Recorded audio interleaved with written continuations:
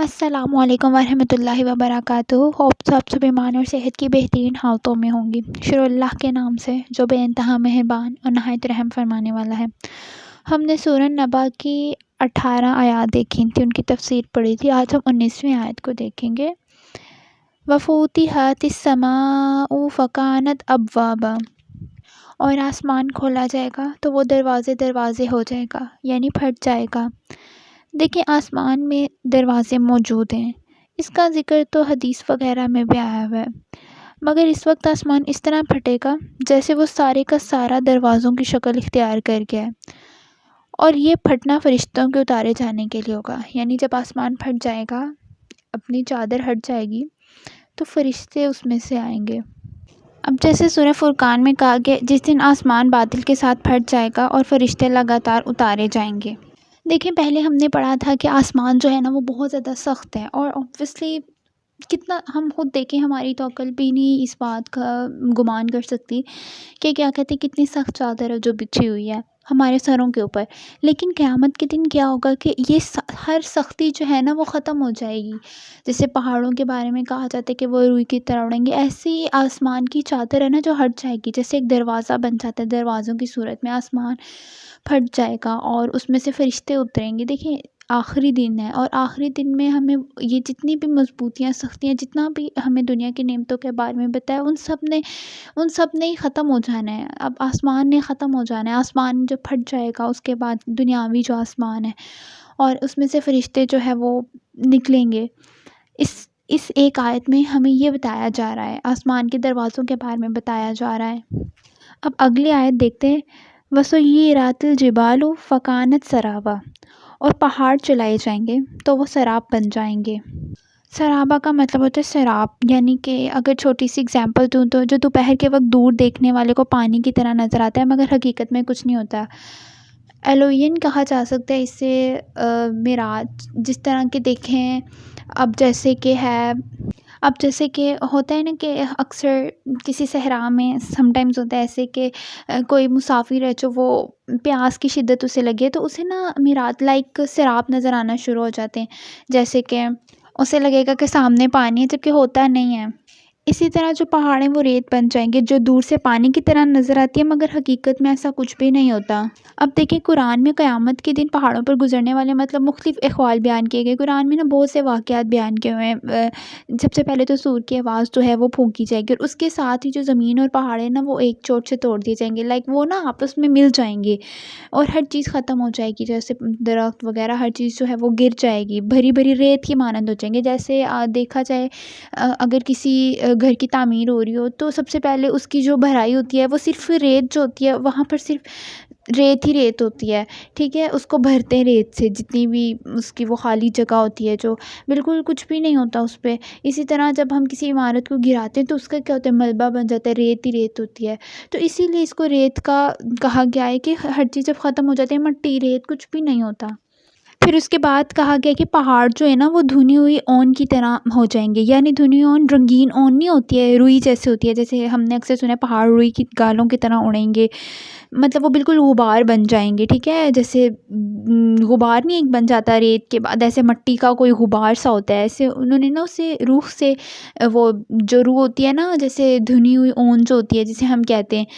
اس سے تشبیہ دیا ہے روئی کی گالوں کی طرح، جیسے ہم پڑھتے ہوتے تھے کہ پہاڑ جو ہے ویسے بن جائیں گے۔ پھر اس کے بعد یہ ہے کہ پھر وہ بادلوں کی طرح چلیں گے، ٹھیک ہے، جیسے وہ اڑتی ہے نا، غبار سا اڑتا ہے نا ایسے، اور کیا کہتے ہیں، پھر وہ سراب بن جائیں گے، یعنی وہ ایسے لگے گا کہ جیسے پھر ان میں سے کچھ بھی نہیں رہے گا، مطلب کچھ بھی نہیں، پھر زمین جو ہے وہ کچھ بالکل ہموار ہو جائے گی، کہیں سے بلند کہیں سے اس کی تہ نیچی نہیں رہے گی، کیونکہ ہر چیز ختم ہو جائے گی تو ایکول لیول ہو جائے گا، سطح جو ہے وہ بالکل ایکول ہو جائے گی، اپ ڈاؤن ختم ہو جائے گا۔ اب اس کی اگلی آیت کو ہم دیکھیں تو ان جہنم کانت مرصادا، یقیناً جہنم ہمیشہ سے گھات کی جگہ ہے۔ اب دیکھیں، جہنم بھی نا ایک مخلوق کی طرح ہے، ٹھیک ہے، اللہ تعالیٰ نے جہنم بنائی، جنت بنائی، اب جہنم بھی اب یہاں جہنم کا تذکرہ آیا ہے کیونکہ اوبویسلی یہ ہمارا ایمان ہے کہ مرنے کے بعد ہم دوبارہ جگائے جائیں گے اور جنت دوزخ کا فیصلہ ہوگا۔ اب دوزخ جو ہے نا وہ ایک مخلوق کی طرح، یعنی وہ بس انتظار میں کہ کوئی آئے اور وہ اسے جھپٹ لے۔ اب قرآن مجید میں ایک ذکر ہے کہ جب جہنم سے پوچھا گیا کہ کیا تم بھر گئی، تو جہنم کہے گی اور بھی لوگ ہیں تو انہیں بھی بھیجو، اور جہنم بھی اللہ کی مخلوق ہے، تو اسے سخت غصہ ہوگا ان لوگوں پر جو اللہ کی نافرمانی کرتے ہیں۔ لوگ اس بات سے بے خبر ہیں، لوگوں کو لگتا ہے کہ ہاں شاید مطلب ہم لوگوں کا ہوتا ہے نا کہ ہم لوگوں کو کبھی کبھی بڑا ہی ہوتا ہے کہ ہاں ہم سب جنت میں جائیں گے تو کیا ہے، سم ٹائمس لوگ سوچتے ہیں ہاں امت محمدی تو بخشی ہوئی ہے نا کہ کیا کہتے وہ ڈائریکٹلی جنت میں جائے گی، ٹھیک ہے وہ کہتے ہیں کہ ہاں سے ذات تو پانی ہے لیکن اس کے بعد جنت ہی ملے گی، لیکن آپ خود سوچیں کہ جہنم کا ایک دن کتنے ہزار سال کے برابر ہوگا۔ کیا آپ کو لگتا ہے کہ ایک سیکنڈ اگر ہماری انگلی ہلکی سی جل جائے نا، ہلکی سی آنچ لگ جائے، تھوڑا سا سیک ہمیں ہماری انگلی کو لگ جائے نا تو ہماری جان پر بناتی ہے، اتنی زور کی درد ہوتی ہے، اور آپ کو لگتا ہے کہ وہ آگ جس جہاں لباس آگ کا، کھانا آگ کا، اور پتہ نہیں کیا کیا ہوگا وہاں پر، ایک سیکنڈ کا آدھا حصہ، ایک کوارٹر تک گزارنا کیا ممکن ہے؟ بالکل بھی نہیں، اور جس کا ایک دن کتنے ہزار سال کے برابر ہوگا۔ عقل گوارا ہی نہیں کرتی ہے کہ کیسے، اور پھر یہ جو لوگ اپنی نادانیوں اور سرکشی میں اتنا آگے بڑھ گئے ہیں، جو یہ بھول بیٹھتے ہیں کہ ہاں ایک جہنم بھی ہے، کتنے ہمارے میں کسی کو جج نہیں کرتی کیونکہ بے شک ہر ایک کا معاملہ جو ہے وہ اللہ کو بہترین پتہ ہے، کون اللہ کی نظر میں بہتر ہے یہ تو اللہ ہی جانتا ہے نا، لیکن جب ہم سرکشی کرتے ہیں، جب ہمیں کوئی اقتدار دیا جاتا ہے یا کچھ بھی، تو ہم نا اس کو اللہ کے بتائے ہوئے اصولوں کے مطابق نہیں گزارتے۔ آپ یہ کہہ لیں زندگی جب ہم اللہ کے بتائے ہوئے اصولوں کے اس پر نہیں گزارتے، تو میں کہتی ہوں کہ کیسے ہم لوگ کر لیتے ہیں، جیسے ہم بھول بیٹھے بالکل جہنم کو، حالانکہ جہنم تو آنکھیں ٹکائے بیٹھی ہے، وہ تو دیکھ رہی ہے، وہ تو پکار رہی ہے۔ اگلی آیت ہے للطاغین مآبا، سرکشوں کے لیے ٹھکانہ۔ سرکش کون سے؟ وہ جو اپنی ہی نادانیوں میں بھٹکے ہوئے ہیں، جو بھول بیٹھے ہیں، جو اندھیروں کے رستے پہ چل رہے ہیں۔ دیکھیں یہ جہنم طغیانی کرنے والوں کے لیے ہوگی، جو لوگ اپنی حد سے تجاوز کر جاتے ہیں، ان کے لیے جہنم ہے، یہ تو ہمیں پتہ ہے نا، اللہ کی شریعت کی ایک حد ہے، جو اس سے باہر جائے گا تو جہنم میں جائے گا۔ ایک مومن شریعت کا پابند ہوتا ہے اور اس میں ہی وہ رہتا ہے، یعنی اللہ تعالیٰ نے کچھ ہمارے لیے لمٹس مقرر کر رکھی ہیں، ٹھیک ہے، ہم اس لمٹ سے باہر جائیں گے، آؤٹ آف لمٹ ہوں گے تو اوبیسلی ہمارا ٹھکانہ، ہم تو جہنم کو دعوت دیں گے، ہم تو جہنم کی طرف اپنے قدم بڑھا رہے ہیں۔ آپ خود دیکھیں اللہ تعالیٰ نے کچھ باؤنڈریز لمٹس ہمارے ارد گرد سیٹ کر دی ہوئی ہیں، اب ہم اگر ان سے باہر نکلیں گے تو پھر ہم تو اپنے ٹھکانے کو آواز دے رہے ہیں جو آگ کا ہے، ہم بھول بیٹھے، شاید ہم اپنے قدم اتنے کھوئے ہوئے انداز میں اٹھا رہے ہیں کہ ہمیں پتہ ہی نہیں ہے کہ ہمارے قدم جا کس جانب رہے ہیں۔ لابسین فیہا احقابا، وہ مدتوں اسی میں رہنے والے ہیں۔ جیسے کہ میں نے کہا کہ ہم اس طرح کا ہمارا گمان ہوتا ہے کہ ہاں سب بخشے ہوئے ہیں یا جو بھی ہے، دیکھیں مدتوں، اللہ قرآن میں خود کہہ رہے ہیں کہ وہ مدتوں اسی میں رہنے والے ہیں، یعنی کئی مدتوں تک، سال سال وہ اس میں پڑے رہیں گے، ایک مدت ختم ہوگی تو دوسری شروع ہوگی، ایسی مدتیں کہ جن کی کوئی انتہا ہی نہیں ہے۔ اور یہ بھی مطلب نہیں کہ کچھ مدتوں کے بعد عذاب کم یا ختم ہو جائے گا، کیونکہ اسی سلسلہ کلام میں آگے چل کر فرمایا، سورہ نبا میں ہی اس کی ایک آیت ہے، پس چکھو کہ ہم تمہیں عذاب کے سوا ہرگز کسی چیز میں زیادہ نہیں کریں گے، یعنی عذاب بڑھتا رہے گا، عذاب میں کمی نہیں آتی ہے، جو ہم نے دنیا میں کرتے ہیں ہم وہ کیا کم ہے؟ تو اسی لیے دیکھو ایک مدت، سال کا عرصہ، ایک سیکنڈ جہاں گزارنا نہیں ہے وہاں مدتیں کیسے گزاریں گے؟ اب دیکھیں حضرت علی فرماتے کہ ایک حقب مطلب ہوتا ہے مخصوص وقت، 80 سال کا ہے، جس کا ایک جو ہے نا وہ دن 1000 سال ہے، اور یہاں بندہ ایک حقب کے لیے یعنی کتنے ہزار سال ہمارے بن جاتے ہیں، مطلب انکاؤنٹیبل ہے، کاؤنٹ ہی نہیں ہوتا، اور عقل حیران رہ جاتی ہے۔ اللہ تعالیٰ بچائیں ہمیں اس سب سے، آمین آمین۔ اب کیونکہ اس ساری ان آیات میں جو آگے آیات آئیں ان میں جہنم کا ذکر کیا گیا ہے،